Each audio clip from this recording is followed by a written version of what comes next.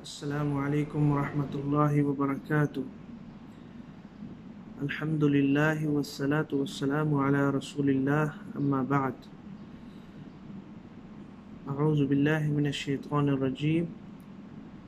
شہر رمضان الذی انزل فیہ القرآن ھدی للناس وبینات من الھدی والفرقان فمن شہد منکم الشہر فلیصم۔ صدق اللہ العظیم۔ رمضان المبارک کی بابرکت، پررحمت اور قیمتی گھڑیاں شروع ہو چکی ہیں۔ آج پہلا روزہ ہے۔ نبی کریم صلی اللہ علیہ وسلم کی بہت کثرت سے احادیث وارد ہے رمضان المبارک کی فضیلت، رمضان المبارک کے اس مہینہ کی فضیلت پہ۔ عام طور پہ لوگوں میں یہ مغالطہ اور ان کے دلوں میں ایک قسم کا مغالطہ ہے کہ رمضان المبارک کے 10 دن پہلے رحمت کے ہیں، دوسرے 10 دن جو ہے وہ مغفرت کے ہیں، تیسرے 10 دن جو ہے جہنم کی آزادی کے ہیں۔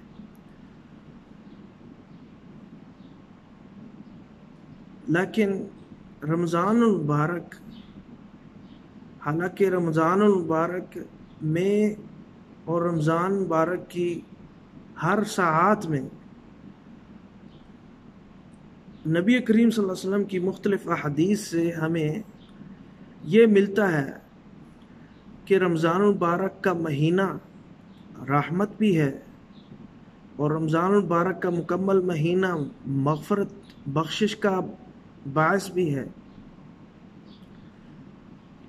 اور رمضان المبارک کی ہر رات کو پورا مہینہ یعنی جہنم سے آزادی کا بھی ہے۔ تو میرے بھائیو، بات کہیں زیادہ لمبی نہ ہو جائے، اختصار کے ساتھ نبی کریم صلی اللہ علیہ وسلم کے فرامین میں آپ کے سامنے عرض کرتا ہوں۔ قال رسول اللہ صلی اللہ علیہ وسلم: من قام لیلۃ القدر ایمانا واحتسابا غفر له ما تقدم من ذنبه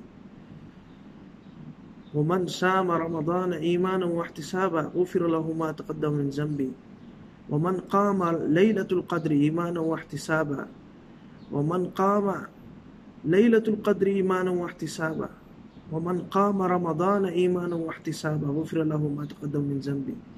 اس طرح کی روایات ملتی ہیں کہ نبی کریم صلی اللہ علیہ وسلم نے فرمایا کہ رمضان المبارک کا مہینہ، اس میں جو شخص روزہ رکھتا ہے اللہ اس کے سابقہ گناہوں کو معاف کرتا ہے۔ پھر فرمایا ایک اور روایت میں کہ جو شخص اس رمضان المبارک میں قیام کرتا ہے اللہ تعالیٰ اس قیام کرنے والے کو، تراویح پڑھنے والے کو، صلاۃ اللیل کا اہتمام کرنے والے کو اللہ رب العزت اس کو اس کے سابقہ گناہوں کو معاف کر دیتا ہے۔ اور فرمایا آخری عشرے میں، کیونکہ لیلۃ القدر آخری عشرے میں ہوتا ہے، تو اس رات جو 1000 راتوں سے بہتر ہے، فرمایا جو شخص اس رات کا قیام کرے گا اللہ تعالیٰ اس کے سابقہ گناہوں کو معاف کرے گا۔ اس سے ثابت ہوتا ہے کہ رمضان کا مکمل مہینے میں قیام بھی ہے، تراویح بھی ہے، اسی طرح مکمل مہینے میں روزہ بھی ہے، مکمل مہینے میں عبادت بھی شامل ہے، اور مکمل مہینے میں تلاوت قرآن بھی، اذکار بھی، اہتمام نماز بھی۔ اور اسی طرح نبی کریم صلی اللہ علیہ وسلم کی حدیث ہے: اذا جاء رمضان فتحت ابواب الرحمہ، کہ جب رمضان المبارک کا مہینہ شروع ہوتا ہے رحمت کے دروازے کھول دیے جاتے ہیں۔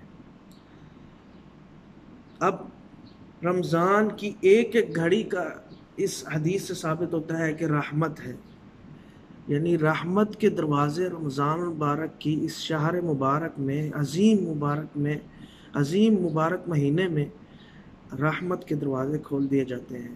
اور روایات میں ہے جنت کے دروازے کھول دیے جاتے ہیں، فتحت ابواب الجنہ، فتحت ابواب السماء، یعنی آسمانوں کے دروازے کھول دیے جاتے ہیں، وغلقت الشیاطین، شیاطین کو، شیطانوں کو قید کر دیا جاتا ہے، اور اسی طرح جہنم کے دروازے بند کر دیے جاتے ہیں۔ تو اس فرصت میں، ان لمحات میں ہمیں کیا فائدہ اٹھانا ہے؟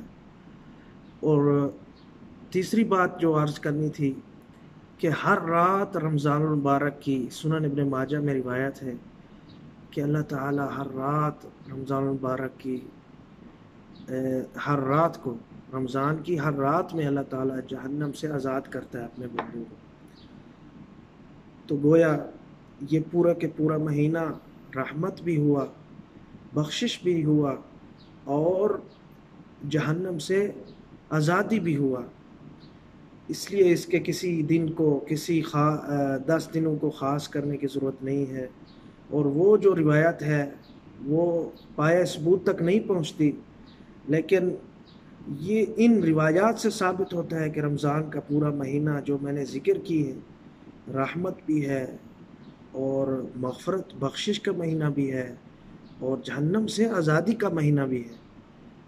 تو آئیے ان پر رحمت اور بخشش کی اور جہنم سے آزادی والے ان ایام میں ہم بھی اپنے آپ کو جہنم سے آزاد کریں، اللہ تعالیٰ سے توبہ کریں، جہنم سے آزادی مل جائے، تلاوت قرآن کریں تاکہ جہنم سے آزادی مل جائے، نماز پڑھیں، نماز کا اہتمام کریں، صرف اس ماہ مبارک میں نہیں، پوری زندگی کے لیے اہتمام شروع کریں، جس طرح ہم اس ماہ مبارک کے اہتمام کا انعقاد کرتے ہیں، اپنی اولاد کو، اپنے اہل عیال کو، اپنے تمام اقرباء کو، اسی طرح ہم اپنی پوری زندگی عبادت کا اہتمام کریں، کیونکہ ہماری زندگی کا مقصد ہی یہی ہے کہ ہم اللہ کی بندگی کریں۔ اور رمضان المبارک ایک بہت بڑی آفر ہے، بہت بڑا پیکیج ہے، بہت بڑی ایک اللہ کی طرف سے آفر ہے، جو ہمارا معبود حقیقی ہے۔ ہم دنیا کی آفر سے تو فائدہ اٹھاتے ہیں، لیکن اس مالک کریم کی آفر سے کیوں نہیں فائدہ اٹھاتے، جو اس دنیا سے، جو اپنے بندے سے محبت کرتا ہے۔ اور ہمیں چاہیے کہ ہم بھی اس رب سے حقیقی محبوب ہو جائیں، اس کے حقیقی محبت کرنے والے بن جائیں، اور اللہ تعالیٰ کی جنتوں کے حقدار بن جائیں۔ اللہ تعالیٰ سے دعا ہے اللہ تعالیٰ ہمیں عمل کی توفیق عطا فرمائے، اور جب تک زندہ رکھے اسلام پہ رکھے، جب موت آئے شہادت اور ایمان والی وفات نصیب فرمائے۔ وآخر دعوانا الحمدللہ رب العالمین۔